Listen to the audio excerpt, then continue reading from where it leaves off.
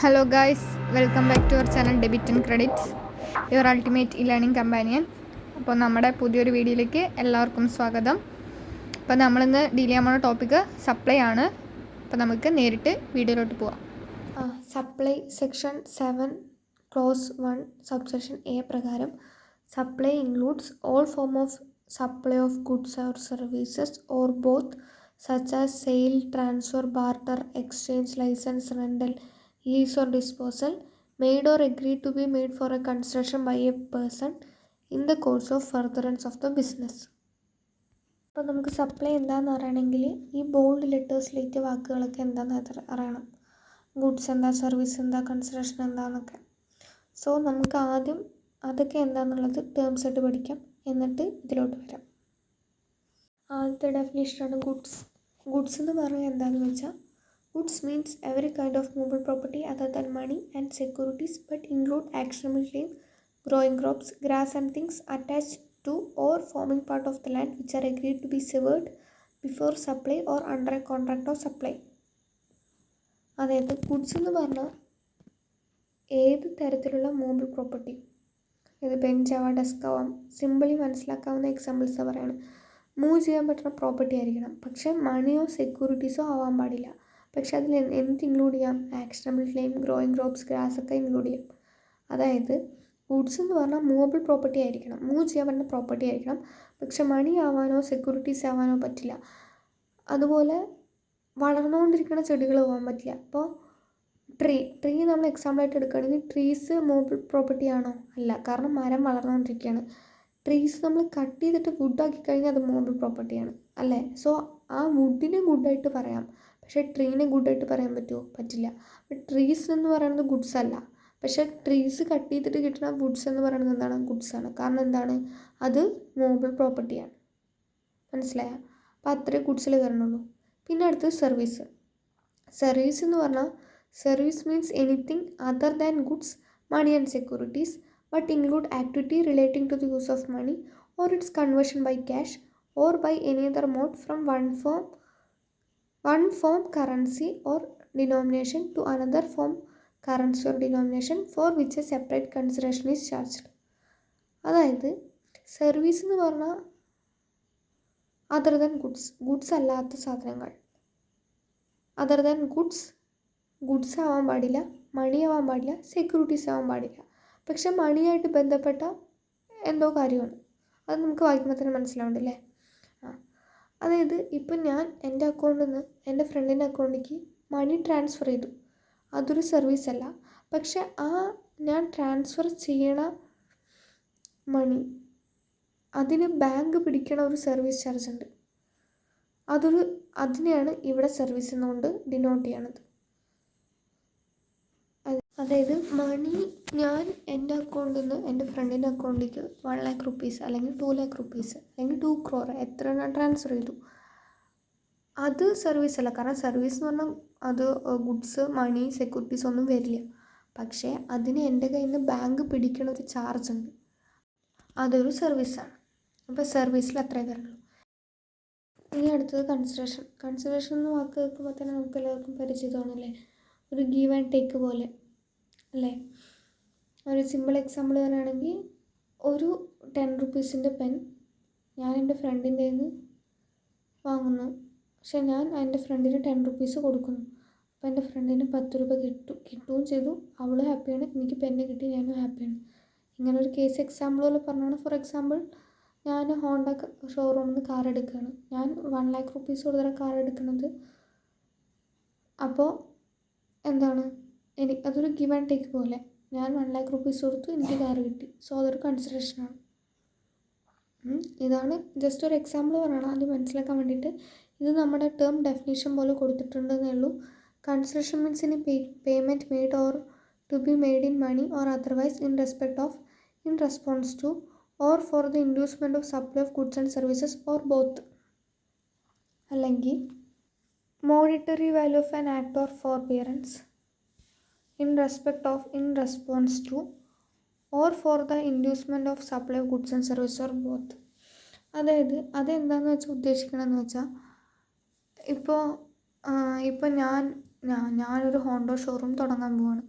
പക്ഷേ എന്നെ ഓപ്പോസ് ചെയ്യാൻ വേറൊരാൾ കാർ ഷോറൂം, വേറെ ഏതോ കമ്പനിയുടെ കാർ ഷോറൂം അവിടെ തുടങ്ങാൻ പോകുന്നതെന്ന് വെച്ചാൽ എനിക്കത് കോമ്പറ്റീഷനാണ്. അപ്പം ഞാൻ വേഗം തന്നെ അവരെ മണി കൊടുത്ത് സെറ്റിൽ ചെയ്ത് വിടുകയാണ്. കുറച്ച് കൂടുതൽ മണി കൊടുത്തിട്ട് ഇവിടെ തുടങ്ങണ്ടെന്ന് പറഞ്ഞിട്ട് ഒരു ഫ്രണ്ട്ലി ടേംസിൽ അവരെ അവിടെ നിന്ന് ഒഴിപ്പിച്ച് വിടുകയാണ്. സോ അതും ഒരു കൺസിഡറേഷനാണ്. കാരണം അവരെന്ത് ചിന്തിക്കും, കുറച്ച് കൂടുതൽ പൈസ കിട്ടി, ശരി എന്തോ വേണ്ട കുഴപ്പമില്ല, എനിക്ക് പൈസ കിട്ടിയല്ലോ ഞാൻ അതുകൊണ്ട് പോകാമല്ലോ എന്ന് പറഞ്ഞിട്ട് അവർ മൂവ് ഓൺ ചെയ്യുന്ന പാർട്ടീസ് ആണെങ്കിൽ അവർ പൈസ കിട്ടിയല്ലോ എന്ന് പറഞ്ഞ് മൂവ് ഓൺ ചെയ്യും. അപ്പോൾ എനിക്കും ഗുണം ചെയ്യും. സോ അതൊരു കൺസിഡറേഷനാണ്. ഈ പറഞ്ഞ 2 കേസിലും എന്ത് ഇൻക്ലൂഡ് ആവില്ല? ഇനി സബ്സിഡി ഗിവൺ ബൈ സെൻട്രലോ സ്റ്റേറ്റ് ഗവൺമെൻറ്. സെൻട്രലോ സ്റ്റേറ്റ് ഗവൺമെൻറ് എന്തെങ്കിലും സബ്സിഡി കൊടുത്താൽ അതൊരു കൺസിഡറേഷനായി കൂട്ടാൻ പറ്റില്ല. ഈ പറഞ്ഞ 2 കേസിലും. നമ്മൾ വീണ്ടും സപ്ലൈയുടെ ഡെഫിനിഷനിൽ വന്നു. ഇപ്പോൾ നമ്മൾ ബോർഡ് ലെറ്റേഴ്സിൽ എഴുതിയെല്ലാം നോക്കി ബിസിനസ് ഒഴിച്ച്. ബിസിനസ് നമുക്ക് കോമൺ ആയിട്ട് അറിയാവുന്ന കാര്യം ഇതുകൊണ്ടാണ് ഞാൻ ഡിഫൈൻ ചെയ്യാതിരുന്നത്. സോ നിങ്ങൾ ഇത്ര നോക്കിയാൽ മതി, ഈ ബോർഡ് ലെറ്റേഴ്സിൽ എഴുതിയിരിക്കുന്ന കാര്യങ്ങൾ സാറ്റിസ്ഫൈ ചെയ്യുന്നുണ്ടോ, അല്ലെങ്കിൽ അത് ഗുഡ്സ് ആണോ, സർവീസ് ആണോ, കൺസിഡറേഷൻ ഉണ്ടോ, ബിസിനസ് ഉണ്ടോ, ഇത്രയും കാര്യങ്ങൾ നോക്കിയാൽ മതി അതൊരു സപ്ലൈ ആവണമെങ്കിൽ. എന്താ ഈ ബോൾഡ് ലെറ്റേഴ്സിൽ എഴുതിയ കാര്യങ്ങൾ മാത്രം നോക്കിയാൽ മതി അതൊരു സപ്ലൈ ആണ്. മനസ്സിലാക്കാൻ വേണ്ടിയിട്ടാണ് എക്സ്പ്ലനേഷൻ കൂടി ഡിഫൈൻ ചെയ്ത് തന്നത്. ഗുഡ്സ് ആവാം, സർവീസ് ആവാം, അല്ലെങ്കിൽ ബോത്ത് ആവാം. അത് സെയിലാവാം, ട്രാൻസ്ഫർ ആവാം, എക്സ്ചേഞ്ച് ആവാം, ബാർട്ടർ ആവാം, ലൈസൻസ് ആവാം. പക്ഷേ എന്തുമായിട്ട് ബന്ധം ഉണ്ടായിരിക്കണം? ഒരു കൺസിഡറേഷൻ ഉണ്ടായിരിക്കണം, as well as furtherance of business ആയിരിക്കണം. ഒരു എക്സാമ്പിൾ വെച്ചിട്ട് നമുക്കത് പറയാം, അപ്പം മനസ്സിലാവും. ഈ എക്സാമ്പിൾ നോക്കാം. Mister A purchased LED TV from myG for ₹40,000. ഇതൊരു സപ്ലൈ ആണോ അല്ലയോ? ആണോ? അതെ. എന്തുകൊണ്ട്? നമ്മൾ ആ 3 ബോൾഡ് ലെറ്റേഴ്സ് ഓർമ്മ വയ്ക്കുക. Goods, services, consideration, furtherance of business. ഇത് 3 സാറ്റിസ്ഫൈ ചെയ്തിട്ടുണ്ടെങ്കിൽ അത് സപ്ലൈ ആവും. ഈ കണ്ടീഷൻ ചെക്ക് ചെയ്യുക. സാറ്റിസ്ഫൈ ചെയ്യുന്നുണ്ട് അല്ലേ? LED TV എന്ന് പറയുന്നത് എന്താണ്? ഒരു ഗുഡാണ്, മൂവബിൾ ഗുഡാണ്, മൂവബിൾ പ്രോപ്പർട്ടിയാണ് അല്ലേ? ഗുഡ് എന്ന് പറഞ്ഞാൽ മൂവബിൾ ആയിരിക്കണമല്ലോ. പിന്നെ ഇവിടെ കൺസിഡറേഷൻ ഉണ്ട്. എത്ര രൂപയുടെ? 40,000. പിന്നെ മൈജിക്കാരുടെ ബിസിനസ്സാണ് എന്ത്? LED TV സെല് ചെയ്യുക എന്നുള്ളത്. അപ്പോൾ ഈ 3 നമ്മൾ ആ 3 ബോൾഡ് ലെറ്റർ ആലോചിക്കുക. ആ 3 ബോൾഡ് ലെറ്ററിലുള്ള വേർഡ്സ് ആലോചിക്കുക. അത് 3 ആലോചിക്കുക. അത് 3 സാറ്റിസ്ഫൈ ചെയ്തിട്ടുണ്ടെങ്കിൽ അതൊരു സപ്ലൈ ആണ്. ഇനി വേറൊരു എക്സാമ്പിൾ വരാം. അതിന് മുമ്പ് ഒരു കാര്യം പറയട്ടെ. ഇപ്പോൾ mister A purchased LED TV ആണ്. ഈ മൈജി എന്ന് പറയണത് സപ്ലയർ ആണല്ലേ, മിസ്റ്റർ എ എന്ന് പറയുന്നത് റെസിപ്പിയൻ്റ് ആണ്. മൈജി എന്ന് പറയണത് മൈജിയുടെ ബിസിനസ്സാണ് LED TV വിൽക്കുക എന്നുള്ളത് അല്ലേ? അടുത്തൊരു എക്സാമ്പിൾ നോക്കാം. നേരെ റിവേഴ്സ്. ഇപ്പം വന്നതിൻ്റെ നേരെ റിവേഴ്സ്. അതായത് മിസ്റ്റർ എ മൈജിന്ന് പർച്ചേസ് ചെയ്തു. മിസ്റ്റർ എ ആ LED TV കുറേ വർഷങ്ങൾക്ക് ശേഷം മൈജി കൊണ്ട് കൊടുത്തു. മൈജി ഒരു ചെറിയ എമൗണ്ട് കൺസിഡറേഷൻ തിരിച്ചു കൊടുത്തിട്ടുണ്ട്. ഇതൊരു സപ്ലൈ ആവുമോ? നിങ്ങളെല്ലാവരും വിചാരിക്കും ഈ ഒരു സപ്ലൈ ആണ്, കാരണം LED TV ഗുഡാണ്, കൺസിഡറേഷൻ കിട്ടുകയും ചെയ്തു, ബിസിനസ്സാണെന്ന്. പക്ഷേ എന്ത് business? Arc business? Mister A എന്ന് പറയുന്നത് വീട്ടിലിരിക്കണോ LED TV വെറുതെ കൊണ്ട് കൊടുത്തായിരിക്കും. മൈജി ആവാൻ അത്രയും വലിയ LED TV തന്നൂലോ പറഞ്ഞിട്ട് ഒരു ചെറിയ എമൗണ്ട് കൺസിഡറേഷൻ കൊടുത്തു. പക്ഷെ മിസ്റ്റർ എയുടെ ബിസിനസ് അല്ലല്ലോ TV കൊണ്ട് വിറ്റുകൊണ്ടിരിക്കുക എന്നുള്ളത്. ആണോ? അല്ല. അപ്പോൾ മിസ്റ്റർ എയുടെ ബിസിനസ് അല്ല. മിസ്റ്റർ എ ഇവിടെ സപ്ലയറാണ്, മൈജിയാണ് അവിടുത്തെ റെസിപ്പിയൻ്റ്. പക്ഷെ മിസ്റ്റർ എയുടെ ബിസിനസ് അല്ലല്ലോ ഇത്. സോ ഇതൊരു സപ്ലൈ ആവില്ല. മൈജിക്കാരുടെ ബിസിനസ്സാണ് എന്ത്? TV വിൽക്കുക എന്നുള്ളത്. പക്ഷെ മിസ്റ്റർ എയുടെ ബിസിനസ് അല്ലല്ലോ TV വിൽക്കുക എന്നുള്ളത്. ആണോ? അല്ല. മിസ്റ്റർ എ ഒരു സാധാരണ ഒരു പേഴ്സൺ ആണ് അല്ലേ?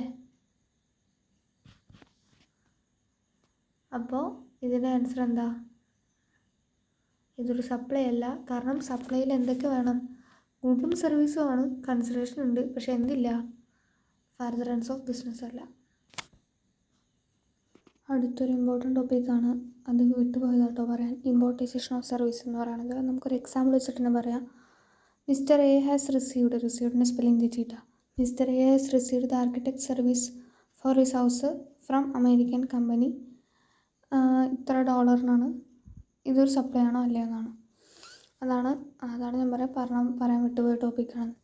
അതായത് നമ്മളൊരു സർവീസ് ഇമ്പോർട്ട് ചെയ്യുകയാണെന്ന് വെച്ചാൽ അതൊരു സപ്ലൈ ട്രീറ്റ് ചെയ്യും. അത് ബിസിനസ്സിനായിക്കോട്ടെ പേഴ്സണൽ പർപ്പസിനായിക്കോട്ടെ. ഇപ്പം മിസ്റ്റർ എ എന്ന് പറയുന്നത് ആർക്കിടെക്ചർ സർവീസ് അമേരിക്കൻ കമ്പനി. അപ്പോൾ അയാളുടെ വീട്ടിൽ ആർക്കിടെക്ചർ സർവീസൊക്കെ ചെയ്തത് അമേരിക്കൻ കമ്പനിയാണ്. അപ്പോൾ സർവീസ് ഇമ്പോർട്ട് ചെയ്യുക ചെയ്തിരിക്കുന്നത്. ഹൗസുമായി ബന്ധപ്പെട്ട കാര്യങ്ങൾ ബിസിനസ് അല്ലല്ലോ, അതാളുടെ പേഴ്സണൽ പർപ്പസിനായിരിക്കില്ലേ. സോ അത് നമ്മൾ സപ്ലൈ ആയിട്ട് ട്രീറ്റ് ചെയ്യുന്ന പറയുന്നത്. അതായത് ഇമ്പോർട്ടൈസേഷൻ ഓഫ് സർവീസസ്, അത് പേഴ്സണലായിക്കോട്ടെ ബിസിനസ് പർപ്പസ് ആയിക്കോട്ടെ, അത് എന്താണെങ്കിലും അത് സപ്ലൈ ആയിട്ട് ട്രീറ്റ് ചെയ്യും. അപ്പോൾ അതുകൊണ്ടാണ് എക്സാമ്പിൾ വെച്ചിട്ട് തന്നെ ഞാൻ ആ ഡെഫിനേഷൻ പറഞ്ഞു തന്നത്. അപ്പോൾ ഇത്രയും സപ്ലൈ ആയിട്ട് റിലേറ്റ് ചെയ്ത ടേംസ് ആയിട്ട് വരുന്ന കാര്യങ്ങളുള്ളൂ. ഇതോടെ സപ്ലൈ ഇനി കൂടുതൽ ഡെഫിനേഷൻ വരുന്നുണ്ട്, പക്ഷേ ബേസിക് ആയിട്ടുള്ള ടേംസ് കഴിഞ്ഞു. അടുത്തത് എന്താണെന്ന് വെച്ചാൽ ഷെഡ്യൂൾ 1 പ്രകാരം activities to be treated as supply even if made without consideration. ഇത്ര നേരം പറഞ്ഞത് കൺസിഡറേഷൻ ഉണ്ടെങ്കിൽ മാത്രമേ ഒരു ആക്ടിവിറ്റി സപ്ലൈ ട്രീറ്റ് ചെയ്യുള്ളൂ എന്നാണ്. ഇനി പറയണത് ഒരു 4 പോയിൻ്റ് ഉണ്ട്. ആ 4 പോയിന്റിൽ പറയണത് എന്താണെന്ന് വെച്ചാൽ കൺസിഡറേഷൻ ഇല്ലെങ്കിൽ പോലും ആക്ടിവിറ്റീസിനെ സപ്ലൈ ആയിട്ട് ട്രീറ്റ് ചെയ്യും. അത് ഏതൊക്കെയാണെന്നാണ് പറയണത്. അതിൽ ആദ്യത്തെ permanent transfer of or disposal of business asset when input tax credit has been availed on such A business asset. അതായത് അതൊരു എക്സാമ്പിൾ വെച്ചിട്ട് തന്നെ പറഞ്ഞുതരാം. അതിന് മുമ്പ് ഇൻപുട്ട് ടാക്സ് ക്രെഡിറ്റ് എന്താണെന്ന് പറയണം. ഇൻപുട്ട് ടാക്സ് ക്രെഡിറ്റ് എന്താണെന്ന് വെച്ചാൽ അത് ഇങ്ങനെ പറഞ്ഞാലൊന്നും മനസ്സിലാവില്ല, കാരണം ഇൻപുട്ട് ടാക്സ് ക്രെഡിറ്റ് ഒരു വലിയ ലെസണിൽ കുറേ പഠിക്കാനുണ്ട്. പക്ഷേ ജസ്റ്റ് ഇൻപുട്ട് ടാക്സ് ക്രെഡിറ്റ് എന്താണെന്ന് ഞാൻ പറയാം. ഒരു രജിസ്റ്റേർഡ് ബിസിനസ്മാൻ ആളുടെ പ്രൊഡക്റ്റ്, ഇപ്പോൾ ലാപ്ടോപ്പാന്ന് വെച്ചാൽ ലാപ്ടോപ്പ് മൈജിക്കാർ ഒരു ലാപ്ടോപ്പ് മാനുഫാക്ചറിങ് കമ്പനിയിൽ നിന്നായിരിക്കുമല്ലോ വാങ്ങുക. മൈജിക്കാർ ഒരു എക്സാമ്പിളായിട്ട് എടുക്കുകയാണെങ്കിൽ, സോ അവർ വാങ്ങുന്ന ടൈമിൽ അടയ്ക്കണം GST. അതായത് ഒരു രജിസ്റ്റേർഡ് ബിസിനസ്മാൻ വാങ്ങുന്ന ടൈമിൽ അടയ്ക്കണ GST ആണ് ഇൻപുട്ട് ടാക്സ് ക്രെഡിറ്റ് എന്ന് പറയുക. ഇപ്പോൾ അത്ര മനസ്സിലാക്കി വെച്ചാൽ മതി, കൂടുതൽ ഡെഫിനേഷനിലേക്ക് കിടക്കണില്ല, അപ്പോൾ കൺഫ്യൂഷനാവും. ഇത് ഇത്രയേ ഉള്ളൂ, ഒരു രജിസ്റ്റേർഡ് ബിസിനസ്മാൻ വാങ്ങുന്ന ടൈമിൽ അടയ്ക്കണ GST. ഇപ്പോൾ സോണി ടി വി മാനുഫാക്ചറിങ് കമ്പനിയിൽ നിന്ന് വാങ്ങുന്ന സമയത്ത് ഒരു 30K ആണ് ടിവിയുടെ വിലയെങ്കിൽ 30K പ്ലസ് 3500 GST അതും കൂടി കൊടുത്തിട്ടാണ് ഇയാൾ ഷോപ്പ് കൊണ്ടുവയ്ക്കണത് അല്ലേ. സോ ആ കൊടുക്കുന്ന GST ഇൻപുട്ട് ടാക്സ് ക്രെഡിറ്റ് എന്ന് പറയുന്നത്. ഇത് നമ്മുടെ എക്സാമ്പിളിൽ കിടക്കാം. ഫസ്റ്റ് പോയിന്റ്, ഇത് permanent transfer or disposal of business asset where input tax credit has been availed on such asset. അതിനൊരു എക്സാമ്പിൾ പറയുകയാണെങ്കിൽ mister X donate laptop to charitable trust. അപ്പം മിസ്റ്റർ എക്സ് ലാപ്ടോപ്പ് ചാരിറ്റബിൾ ട്രസ്റ്റിന് donate ചെയ്യാണ്. So charitable ട്രസ്റ്റിന് ആണ് mister X laptop donate ചെയ്യണത്, without കൺസിഡറേഷനാണ് അല്ലേ. അതെ, പക്ഷേ അത് സപ്ലൈ ആവും. അതാണല്ലോ നമ്മൾ പഠിച്ചുകൊണ്ടിരിക്കണം. Activities to be treated as supply even if without consideration എന്ന് പറയുന്നത്. സോ കൺസിഡറേഷൻ ഉണ്ടെങ്കിൽ മാത്രമേ സപ്ലൈ ആവുള്ളൂ എന്ന് പറഞ്ഞു. ഈ കേസിൽ സപ്ലൈ ആവും, കാരണം മിസ്റ്റർ എക്സ് ലാപ്ടോപ്പ് ചാരിറ്റബിൾ ട്രസ്റ്റിന് ഡൊണേറ്റ് ചെയ്യുന്നത്, ആ ലാപ്ടോപ്പ് വാങ്ങി മിസ്റ്റർ എക്സ് ആ ലാപ്ടോപ്പ് പർച്ചേസ് ചെയ്ത് GST കൊടുത്തിട്ടാണ് അത് വാങ്ങിയെങ്കിൽ, അതായത് അതൊരു രജിസ്റ്റേർഡ് അതോറിറ്റിയിൽ നിന്നാണ് ആ ലാപ്ടോപ്പ് പർച്ചേസ് ചെയ്തെങ്കിൽ അതൊരു ടാക്സബിൾ സപ്ലൈ ആണ്. അല്ല എവിടെ നിന്നെങ്കിലും സെക്കൻഡ് ഹാൻഡായിട്ട് കിട്ടിയിട്ട് ഒരു ലാപ്ടോപ്പ് ഇയാൾ ഷോപ്പിൽ കൊണ്ടുവച്ചു, GST ഒന്നും കൊടുത്തിട്ടില്ല അവർക്ക്, എന്നിട്ട് ഇയാളത് ചാരിറ്റബിൾ ട്രസ്റ്റിനാണ് ഡൊണേറ്റ് ചെയ്യണമെങ്കിൽ അതൊരു ടാക്സബിൾ സപ്ലൈ അല്ല. സോ ഇയാൾ ലാപ്ടോപ്പ് ഷോപ്പിൽ കൊണ്ടുവയ്ക്കണതിന് മുമ്പ് ആൾ GST കൊടുത്ത് പർച്ചേസ് ചെയ്ത ലാപ്ടോപ്പാണ് ഷോപ്പിൽ കൊണ്ടുവച്ചത്. എന്നിട്ട് ആ ലാപ്ടോപ്പ് ചാരിറ്റബിൾ ട്രസ്റ്റിന് ഡൊണേറ്റ് ചെയ്തു. ആ ഒരു കേസാണെങ്കിൽ അത് എന്താണ്, ആൾ ഇൻപുട്ട് ടാക്സ് ക്രെഡിറ്റ് കൊടുത്തിട്ടാണ് അത് വാങ്ങിയത്. സോ അത് കൺസിഡറേഷൻ ഇല്ലെങ്കിൽ പോലും നമുക്കതൊരു ടാക്സബിൾ സപ്ലൈ ആയിട്ട് ട്രീറ്റ് ചെയ്യാം. അല്ല ഇയാൾ GST കൊടുക്കാതെ എവിടുന്നോ ലാഭത്ത് കിട്ടി, അപ്പോൾ അത് കടയിൽ കൊണ്ട് വെച്ചു, GST ഒന്നും പേ ചെയ്തിട്ടില്ല, എന്നിട്ട് ആ ലാപ്ടോപ്പ് ആൾ ചാരിറ്റബിൾ ട്രസ്റ്റിന് ഡൊണേറ്റ് ചെയ്താൽ അതൊരു ടാക്സബിൾ സപ്ലൈ അല്ല. സോ അതാണ് പറയണത്, permanent transfer disposal of business asset where input tax credit has been availed on such asset. Input tax credit കൊടുത്തിട്ടാണ് ആളിത് പർച്ചേസ് ചെയ്തിട്ട് പിന്നെ ആൾ വേറെ ആൾക്ക് ട്രാൻസ്ഫർ ചെയ്യണമെങ്കിൽ അതൊരു ടാക്സബിൾ സപ്ലൈ ആണ്. അതാണ് എക്സാമ്പിൾ വെച്ച് പറഞ്ഞത്. അപ്പോൾ ഇതേ ഫസ്റ്റ് പോയിൻ്റ് ഉള്ളൂ, ക്ലിയർ ആണെന്ന് വിചാരിക്കുന്നു. നമുക്ക് സെക്കൻഡ് പോയിൻ്റ് നോക്കാം. ഇനി അടുത്ത second point, supply of goods or services or both between related person or between distant person as mentioned in section 25 when made in the course of or of furtherance of business. അതായത് supply of goods and services between related person and distant person. Related person ആരൊക്കെയാണ് നമ്മുടെ ടെക്സ്റ്റിലുണ്ട്, അത് വായിച്ചാൽ confusion വരാനൊന്നുമില്ല, അത് വായിച്ച് നോക്കിയാൽ മതി. Distant person ആരൊക്കെയാണെന്ന് പറയാം. ഇവർ തമ്മിലുള്ള സപ്ലൈ കൺസിഡറേഷൻ ഇല്ലെങ്കിൽ പോലും നമ്മളത് സപ്ലൈ ആയിട്ട് ട്രീറ്റ് ചെയ്യും. ആരാ ഡിസ്റ്റൻറ്റ് പേഴ്സൺ നോക്കുക, റിലേറ്റഡ് പേഴ്സൺ നിങ്ങളുടെ ടെക്സ്റ്റ് നോക്കിയാൽ മനസ്സിലാവും, അതിൽ കൺഫ്യൂഷൻ വരാനൊന്നുമില്ല. കുറച്ച് ആൾക്കാരുണ്ട്. ഡിസ്റ്റൻറ്റ് പേഴ്സൺ ആരാന്നുള്ളത് ഞാൻ ഇപ്പോൾ പറഞ്ഞുതരാം. ഡിസ്റ്റൻറ്റ് പേഴ്സൺ ഒരു എക്സാമ്പിൾ വെച്ച് പറഞ്ഞുതരാം. Distant person means A person who has branches in the different state is always treated as distant person. അതായത് ഒരു പേഴ്സണ് അയാൾ GST രജിസ്ട്രേഷൻ എടുത്ത ബ്രാഞ്ച്, ആൾക്ക് കുറേ ബ്രാഞ്ചസ് ഉണ്ട്, പക്ഷേ ആ ബ്രാഞ്ച് ഇൻ്റർ സ്റ്റേറ്റ് ആണ്, അതായത് സ്റ്റേറ്റിന് പുറത്താണെങ്കിൽ ആ പേഴ്സൺ ഓൾവേസ് ഡിസ്റ്റൻറ്റ് പേഴ്സൺ ആണ്. അതായത് ഡൽഹിയിലും വെസ്റ്റ് ബംഗാളിലുമാണ് ആളുടെ 2 ബ്രാഞ്ചസ് ഉള്ളത് വയ്ക്കുക. ആൾ 2 ഓഫീസ് ഇട്ടിട്ടുണ്ട്, അത് രണ്ടും ഡൽഹിയിലും വെസ്റ്റ് ബംഗാളാണെങ്കിൽ ആൾ ഓൾവേസ് ഡിസ്റ്റൻറ്റ് പേഴ്സൺ ആണ്. ഇനി വേറൊരു കേസും കൂടി വരുന്നുണ്ട്. ഇനി A person who has multiple branches in the same state also having separate registration. അതായത് ഒരു വ്യക്തിക്ക് ഒരേ സ്റ്റേറ്റിൽ, അതായത് കേരളത്തിൽ തന്നെ പാലക്കാടും കോഴിക്കോടും ആളുടെ ഓഫീസുണ്ട് എന്ന് വെച്ചാൽ ആൾ രണ്ടിനും സെപ്പറേറ്റ് രജിസ്ട്രേഷൻ, പാലക്കാടത്തെ ആളിട്ട ഓഫീസിനും സെപ്പറേറ്റ് രജിസ്ട്രേഷൻ, കോഴിക്കോടിലെ ആളിട്ട ഓഫീസിനും സെപ്പറേറ്റ് രജിസ്ട്രേഷൻ ആണെങ്കിൽ അത് അവരെ നമ്മൾ ഡിസ്റ്റൻറ്റ് പേഴ്സണെ ട്രീറ്റ് ചെയ്യും. ഇല്ല, ഈ പാലക്കാടിലെയും കോഴിക്കോടിലെയും ആളുടെ ഓഫീസാണല്ലോ, ആൾ ഒറ്റ രജിസ്ട്രേഷൻ എടുത്തിട്ടുള്ളൂ, ഒരു സിംഗിൾ രജിസ്ട്രേഷൻ എടുത്തിട്ടുള്ളൂ എങ്കിൽ അവർ ഡിസ്റ്റൻറ്റ് പേഴ്സൺ അല്ല. സെപ്പറേറ്റ് രജിസ്ട്രേഷൻ എടുത്താൽ അവർ ഡിസ്റ്റൻറ്റ് പേഴ്സൺ ആണ്. ഓക്കെ, ഇത്രയും ഡിസ്റ്റൻറ്റ് പേഴ്സണിലുള്ളൂ. അപ്പോൾ ഇവർ തമ്മിലുള്ള സപ്ലൈ കൺസിഡറേഷൻ ഇല്ലെങ്കിൽ പോലും എന്തായി ട്രീറ്റ് ചെയ്യും, സപ്ലൈ ആയിട്ട് ട്രീറ്റ് ചെയ്യും.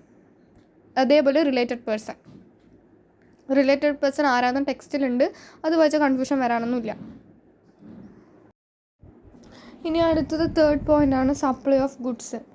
സപ്ലൈ ഓഫ് ഗുഡ്സ് എന്ന് പറയുന്നത് എന്താണെന്ന് വെച്ചാൽ ഒരു പ്രിൻസിപ്പൽ ഏജൻറ്റ് സപ്ലൈയും ഏജൻറ്റ് ടു പ്രിൻസിപ്പൽ സപ്ലൈയും നമ്മൾ സപ്ലൈ ആയിട്ട് ട്രീറ്റ് ചെയ്യും. അതെങ്ങനെയെന്നുള്ളത് എക്സാമ്പിൾ വെച്ച് കാണിച്ചു തരാം. By a principal to his agent where the agent undertake to supply such goods on the behalf of the principal. By a agent to his principal where the agent undertaken to receive such goods on the behalf of the principal. അതിലൊരു example വെച്ച് പറഞ്ഞുതരാം കേട്ടോ. ഇത് example ഇപ്പോൾ principal to agent ആണെന്ന് നോക്കിയാൽ principal മൈജിയാണ്, agent അജയാണ്, customer അർച്ചനയാണ്. ഇങ്ങനെ ഒരു എക്സാമ്പിൾ മനസ്സിലാക്കുക. ഇതിൽ എങ്ങനെ ഇത് മൈജിയാണ് പ്രിൻസിപ്പൾ, അജയാണ് ഏജൻറ്റ്, കസ്റ്റമർ അർച്ചനയാണ്. ഇതെങ്ങനെ സപ്ലൈ ആയിട്ട് ട്രീറ്റ് ചെയ്യാന്ന് വെച്ചാൽ ഏജൻ്റാണ് കസ്റ്റമറിന് സാധനം കൊടുക്കണം അല്ലേ. സോ ഇൻവോയ്സ് ഇഷ്യൂ ചെയ്യുമ്പോൾ അത് ഏജൻറ്റിൻ്റെ പേരിൽ ഇഷ്യൂ ചെയ്യണം. അപ്പോൾ ഇൻവോയ്സ് ഇഷ്യൂ ചെയ്യുമ്പോൾ അവിടെ സപ്ലയറുടെ നെയിം അജയ് എന്നും കസ്റ്റമറുടെ നെയിം എന്ന് അർച്ചന എന്ന് വെച്ചാൽ ഇത് സപ്ലൈ ആയിട്ട് ട്രീറ്റ് ചെയ്യാം. അല്ല, ഇൻവോയ്സ് ഇഷ്യൂ ചെയ്യണ സമയത്ത് ഏജൻറ്റിൻ്റെ നെയിമിൻ്റെ അവിടെ സപ്ലയറുടെ നെയിമിൻ്റെ അവിടെ പ്രിൻസിപ്പളും കസ്റ്റമറുടെ നെയിമിൻ്റെ അവിടെ അർച്ചനയാണെങ്കിൽ മൈജി ഡയറക്റ്റായിട്ട് അർച്ചനയ്ക്ക് കൊടുത്ത പോലെയാണ് നമ്മൾ ട്രീറ്റ് ചെയ്യുക. അങ്ങനെയല്ലല്ലോ ട്രീറ്റ് ചെയ്യണത്. അജയ് അല്ലേ അർച്ചനയ്ക്ക് കൊടുത്തത്, അജയ് എന്ന് പറഞ്ഞ ഏജൻ്റാണ് അർച്ചനയ്ക്ക് കൊടുത്തത്. സോ ഇൻവോയ്സ് ഇഷ്യൂ ചെയ്യുന്ന സമയത്ത് സപ്ലയറുടെ നെയിമിൻ്റെ അവിടെ അജയുടെ നെയിമും കസ്റ്റമറുടെ നെയിമിൻ്റെ അവിടെ അർച്ചനയുടെ നെയിമും വേണം. അല്ല, ഇൻവോയ്സ് ഇഷ്യൂ ചെയ്യുന്ന സമയത്ത് സപ്ലയറുടെ നെയിമിൻ്റെ അവിടെ സപ്ലയറുടെ നെയിമിൻ്റെ അവിടെ മൈജിയുടെ നെയിമും കസ്റ്റമറുടെ നെയിമിൻ്റെ അവിടെ അർച്ചനയുടെ നെയിമും ആണെങ്കിൽ ഇത് സപ്ലൈ അല്ല. ഇനി അടുത്തത് ഏജൻറ്റ് ടു പ്രിൻസിപ്പളാണ് വയ്ക്കുക. ഇത് പ്രിൻസിപ്പൽ ടു ഏജൻറ്റ്. ഇനി ഏജൻറ്റ് ടു പ്രിൻസിപ്പൾ ആണെങ്കിൽ സപ്ലയർ ആരായിരിക്കും, ഏതെങ്കിലും ഒരു കമ്പനി ആയിരിക്കും. അപ്പോൾ HP എന്ന് വെച്ചാൽ HP കമ്പനി ലിമിറ്റഡാണ് വയ്ക്കുക. HP ആണെങ്കിൽ HP കമ്പനി ആയിരിക്കും സപ്ലയർ. അപ്പോൾ സപ്ലയർ ആദ്യം ഏജൻറ്റായ അജയനെ ഏൽപ്പിക്കുന്നു, അജയാണ് അത് മൈജിയിൽ കൊണ്ട് വെക്കണത്. സോ ഇൻവോയ്സ് ഇവിടെ ആരെ ഇഷ്യൂ ചെയ്യുക, HP കമ്പനിയെ ഇഷ്യൂ ചെയ്യുക. HP കമ്പനി സപ്ലയറുടെ നെയിമിൻ്റെ അവിടെ HP കമ്പനി പ്രൈവറ്റ് ലിമിറ്റഡ് എന്നും കസ്റ്റമറുടെ നെയിമിൻ്റെ അവിടെ അജയും. കാരണം സപ്ലയർ HP കമ്പനി അജയുടെ കയ്യിൽ കൊടുക്കുന്നു, അജയ് ആ ലാപ്ടോപ്പ് എടുത്ത് മൈജിയിൽ കൊണ്ട് വെക്കുന്നു. സോ ഇൻവോയ്സ് ഇഷ്യൂ ചെയ്യണത് HP കമ്പനി ആയിരിക്കും. ഇൻവോയ്സ് എന്ന് പറഞ്ഞാൽ നിങ്ങൾ ബില്ല്, അത് നമുക്ക് ഡീറ്റെയിൽ ആയിട്ട് പഠിക്കാം. ആ ബില്ല് ഇഷ്യൂ ചെയ്യണത് സപ്ലയർ ആയിരിക്കും, അതായത് HP കമ്പനി ആയിരിക്കും. ആ HP കമ്പനി ബില്ല് ഇഷ്യൂ ചെയ്യുന്ന സമയത്ത് അവിടെ സപ്ലയർ ആരാ HP കമ്പനിയും കസ്റ്റമർ ആരാ അജയും. ഇല്ല, ഇൻവോയ്സ് ഇഷ്യൂ ചെയ്യുന്ന സമയത്ത് സപ്ലയർ നെയിമിൻ്റെ അവിടെ HP കമ്പനിയും കസ്റ്റമർ നെയിമിൻ്റെ അവിടെ മൈജിയും വെച്ചാൽ അത് സപ്ലൈ ആവുമോ? ഇല്ല. കാരണം HP കമ്പനി അജയ്ക്കാണ് സപ്ലൈ ചെയ്യണത്. സോ അജയാണ് അവിടുത്തെ കസ്റ്റമർ. മൈജി കസ്റ്റമർ ആവും അജയ് മൈജിയിൽ കൊണ്ട് വയ്ക്കുമ്പോൾ. ഇവിടെ ഇപ്പോൾ HP കമ്പനി സപ്ലയർ, കസ്റ്റമർ അജയാണ്. സോ ഇൻവോയ്സ് ഇഷ്യൂ ചെയ്യുന്ന സമയത്ത് സപ്ലയർ നെയിമിൻ്റെ അവിടെ HP കമ്പനിയും കസ്റ്റമർ നെയിമിൻ്റെ അവിടെ അജയും വെക്കണം. ഇല്ല കസ്റ്റമർ നെയിമിൻ്റെ അവിടെ മൈജി വെച്ച് എന്താണ് അത് സപ്ലൈ അല്ല. കാരണം ഇവിടെ ഡീൽ ചെയ്യണത് ആരാണ്? HP കമ്പനി അജയാണ്. അപ്പോൾ ഏജൻറ്റ് ടു പ്രിൻസിപ്പൽ എന്ന കേസിൽ ഇങ്ങനെ ഇൻവോയ്സ് ഇഷ്യൂ ചെയ്താലേ സപ്ലൈ ആവുള്ളൂ. പ്രിൻസിപ്പൽ ടു ഏജൻറ്റ് എന്ന കേസിൽ നമ്മൾ ഇൻവോയ്സ് ഇഷ്യൂ ചെയ്യണമെന്ന് എങ്ങനെയാണെന്ന് മുമ്പ് പറഞ്ഞു. സോ ഇതിൽ നോക്കേണ്ടത് ഇൻവോയ്സ് എങ്ങനെ ഇഷ്യൂ ചെയ്യണം. ഇൻവോയ്സ് സപ്ലയറുടെ നെയിമിൻ്റെ അവിടെ സപ്ലയറും കസ്റ്റമർ നെയിമിൻ്റെ അവിടെ കസ്റ്റമറും ആണെങ്കിൽ മാത്രം അത് സപ്ലൈ ആവുള്ളൂ. അതാണ് എക്സാമ്പിൾ വെച്ച് പറഞ്ഞത്. നിങ്ങൾക്ക് ആ ലൈൻ വായിക്കുമ്പോൾ ചിലപ്പോൾ മനസ്സിലാവില്ല. ക്ലിയർ ആണെന്ന് വിചാരിക്കുന്നു. ഈ എക്സാമ്പിൾ വെച്ച് പഠിച്ചാൽ മതി. പ്രിൻസിപ്പൽ ടു ഏജൻ്റ് ആണെങ്കിൽ പ്രിൻസിപ്പൾ മിസ്റ്റർ മൈജി, അല്ല വെറും മൈജി, മിസ്റ്റർ മൈജിനെ. ഏജൻറ്റ് അജയ്, കസ്റ്റമർ അർച്ചന എന്ന് വെക്കി. ഇപ്പോൾ മൈജി അജയിനെ ഏൽപ്പിക്കുകയാണ്. എന്താ മൈജി അജയിനെ ഏൽപ്പിക്കണത്? ഈ ഒരു 50,000 ഫോണ് സെയിൽ ചെയ്ത് തരണമെന്ന് പറഞ്ഞ് അജയ് ഏൽപ്പിക്കുകയാണ്. സോ അജയ് ആണ് സെയിൽ ചെയ്യണത്.